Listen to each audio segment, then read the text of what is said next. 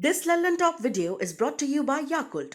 Yakult पाचन में सुधार और प्रतिरक्षा बढ़ाने में मदद करता है। प्रतिदिन याकुल्ट का सेवन करें। सिने प्रेमियों के लिए एक बड़ी गुड न्यूज है। एशिया के सबसे पुराने फिल्म फेस्टिवल्स में से एक international film festival of India फिर लौट आया है। 5 दशक से चल रहे इस फेस्टिवल का 52वां एडिशन 20 नवंबर से गोवा में शुरू हुआ और 28 नवंबर तक ये चलेगा।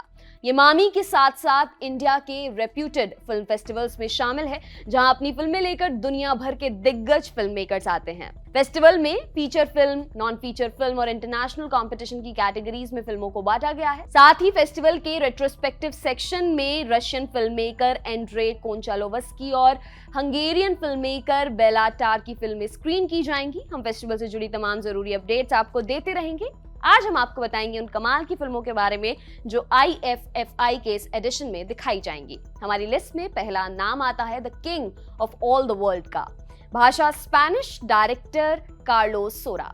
कार्लोस सोरा स्पेनिश फिल्म मेकर हैं जिनका नाम उतने ही आदर से लिया जाता है जितना लुइस बुन्योल और पेड्रो अल्मोडोवार का। सोरा ने अपने शुरुआती सिनेमा की बुनियाद न्यूरियलिज्म पर रखी, यानी वो सिनेमा जो वास्तविकता के करीब रहता है। लेकिन आगे चलकर सोरा को अपनी फिल्म मेकिंग स्टाइल को बदलना पड़ा। वजह थी सेंसरशिप, जिससे निपटने के लिए सोरा ने प्रतीकात्मकता का आश्रय लिया। अपनी सिनेमा को मेटाफर और सिंबल्स की बोली दे दी। सोरा के सिनेमा के लिए कहा जाता है कि वो मिश्रण में यकीन रखते हैं, अतीत का वर्तमान से, याद का भ्रम से, रियलिटी का फैंटेसी से। उन्होंने अपनी फिल्मों में डांस और म्यूजिक को खास तवज्जो दी है और उनकी नई film the king of all the world भी इसमें अपवाद नहीं। ये फिल्म इस बार के IFFI की ओपनिंग फिल्म भी है। फिल्म के सिनेमेटोग्राफर हैं विटोरियो स्टोरारो, जिनका लाइटिंग स्टाइल और कलर का यूज स्टैंड आउट करता है। फ्रांसिस फोर्ड कोपोला की एपोकलिप्स नाउ एस्पायरिंग सिनेमेटोग्राफर्स की बाइबल है। उस फिल्म की उम्दा सिनेमेटोग्राफी का क्रेडिट विटोरियो को ही जाता है। The king of all the world की रिलीज डेट को लेकर अभी कोई अनाउंसमेंट नहीं हुई है। बस डिस्ट्रीब्यूटर्स ने इतना कहा है कि फिल्म जब भी आएगी सबसे पहले सिनेमाघरों में आएगी, क्योंकि ये बड़ी स्क्रीन पर अनुभव करने वाली फिल्म है। लिस्ट में दूसरा नाम है अभिजान का। भाषा बांग्ला, डायरेक्टर परमव्रत चटर्जी। 15 नवंबर 2020 को सिनेमा जगत ने अपना एक बेशकीमती नायक खो दिया, अपना अपू खो दिया। एक कवि, कलाकार या फिल्म एक्टर, सिर्फ इतने में डिस्क्राइब नहीं किया जा सकता सौमित्र चटर्जी को और सिनेमा जगत के प्रति उनके योगदान को भी, जिसने एक्टर्स की कितनी जनरेशंस को इंस्पायर किया है। उन्हीं एक्टर्स में से एक थे परमव्रत चटर्जी, जो सौमित्र के फैन भी थे और उन्हें चाहते भी खूब थे। सौमित्र चटर्जी की लार्जर देन लाइफ को इस फिल्म में कैप्चर करने की कोशिश की है परमव्रत ने, जहां हमें एक्टर्स सत्यजीत रे, सुचित्रा सेन और उत्तम कुमार जैसे कलाकारों के किरदार निभाते नजर आएंगे। सौमित्र की जवानी वाला रोल जशू सेनगुप्ता ने निभाया, वहीं अपने बुढ़ापे वाला हिस्सा उन्होंने खुद निभाया। अभिजान को लेकर अभी कोई ऑफिशियल रिलीज डेट नहीं आई है, लेकिन बताया ये जा रहा है कि इसे 2021 के एंड तक रिलीज कर दिया जाएगा। तीसरी फिल्म है तूफान मेल। भाषा हिंदी, डायरेक्टर आकृति सिंह। 70s की बात है। एक औरत नई दिल्ली रेलवे स्टेशन पर उतरी, खुद को अवध की रानी बता रही थी। साथ ही प्राइम मिनिस्टर इंदिरा गांधी से मिलने की वो इच्छा जता रही है। कहा कि ऐसी किसी भी जगह नहीं रुकेगी, इसलिए उसके ठहरने के लिए किसी महल की व्यवस्था की जाए। ये एक सच्ची घटना थी जिसे अपने ढंग से पेश करने का जिम्मा आकृति सिंह की फिल्म तूफान मेल ने लिया है।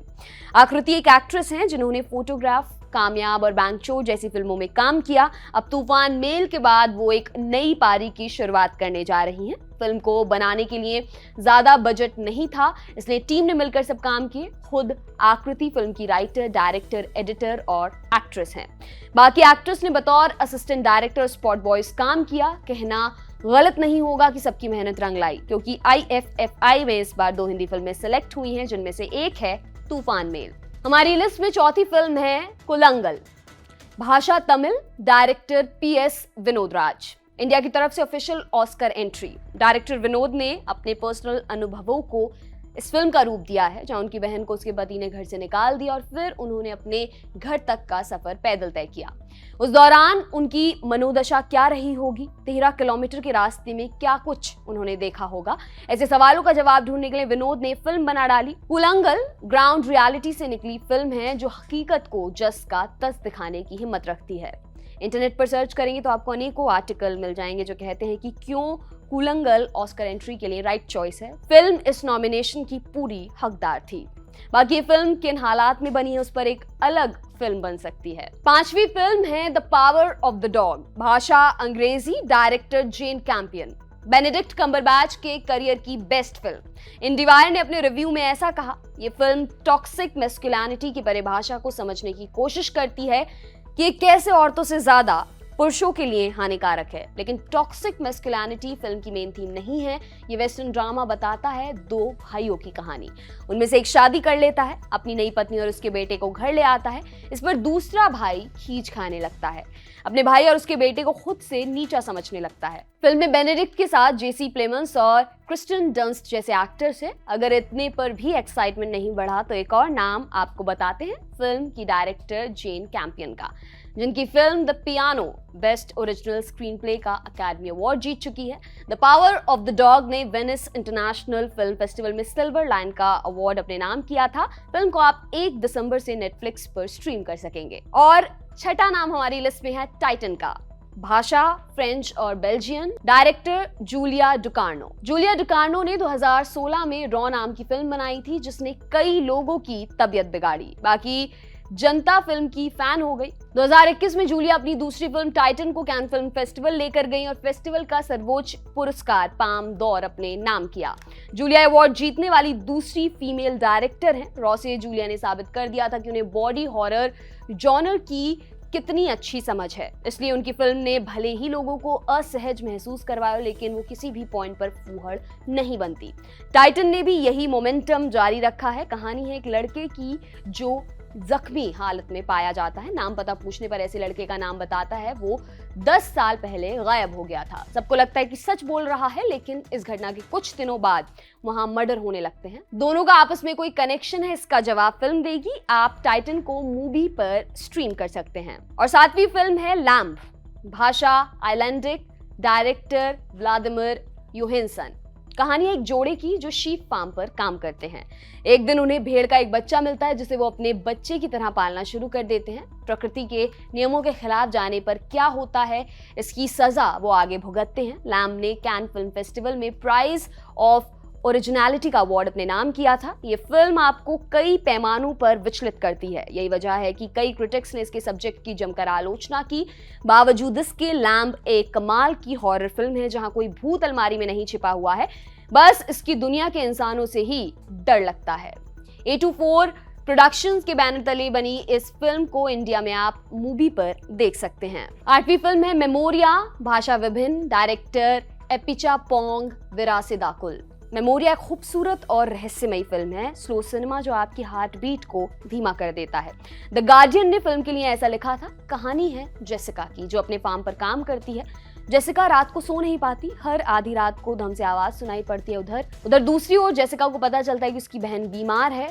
अब वो अपनी बहन से मिलने निकल पड़ती है। ये फिल्म उसकी इस जर्नी को कवर करती है। रास्ते में उसे कैसे लोग मिलते हैं, उनका नजरिया कैसा होता है और उनसे मिलने के बाद उसके नजरिए पर क्या फर्क पड़ता है, यही मेमोरिया अपने पेस पर बताने वाली फिल्म है। ये थाई डायरेक्टर एपिचापोंग की पहली फिल्म है जो उन्होंने थाईलैंड से बाहर जाकर शूट की है। इस फिल्म को भी आप मूवी पर देख सकते हैं। नवी फिल्म है the worst person in the world, भाषा नॉर्वेयन, डायरेक्टर योकिम ट्रियर।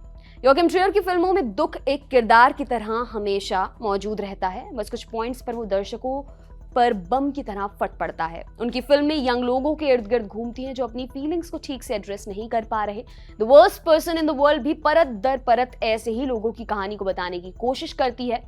योकिम की फिल्में प्यार, पहचान और याद जैसे टॉपिक्स पर अस्तित्व संबंधी सवाल उठाती हैं। उनके सिनेमा की इसी क्वालिटी ने उन्हें कम समय में स्कैंडिनेवियन सिनेमा के बड़े डायरेक्टर्स में लाकर खड़ा कर दिया। ज्यादातर स्कैंडिनेवियन फिल्में इंडिया में रिलीज नहीं होती, लेकिन all thanks to internet the worst person in the world को आप घर बैठे देख सकते हैं मूवी पर। 2021 के IFFI में महान फिल्म मेकर सत्यजीत रे की जन्म शताब्दी भी मनाई जाएगी। उनकी लाइफ और फिल्मों को सेलिब्रेट किया जाएगा। फेस्टिवल ने इस मौके पर Amazon प्राइम वीडियो के साथ कोलैबोरेशन किया है, जहां ऑडियंस रे की 11 फिल्में अभिजान, अपराजितो, अशानी संकेत, चिड़ियाखाना, हीरक राजार देशे, पाथेर, पांचाली, सीमा बाधा, सोनार केला, शतरंज के खिलाड़ी, चारुलता और जलसा घर Amazon प्राइम वीडियो पर स्ट्रीम कर सकेंगे। इसके अलावा आप सत्यजीत रे थ्रू हिज फिल्म्स नाम की डॉक्यूमेंट्री भी देख सकते हैं, जिसे रे के साथ 14 फिल्मों पर काम कर चुके सौमित्र चैटर्जी ने बनाया। ये फिल्म सिनेमा को रीडिफाइन करने वाले